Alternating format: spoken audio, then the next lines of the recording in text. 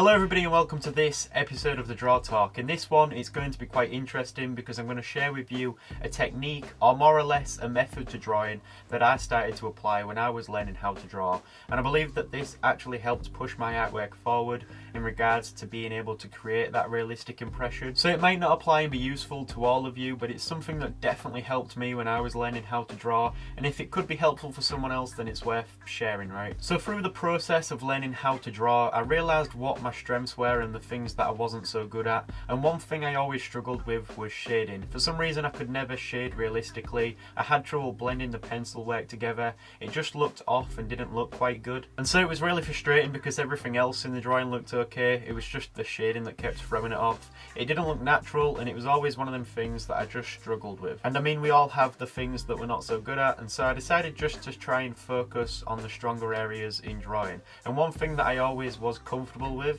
was creating realistic textures. So using the pencils and recreating these realistic textures from the objects that were in my drawing, I didn't have trouble doing that. So this is the part of the video where if you do have trouble creating realistic textures, then it might not be so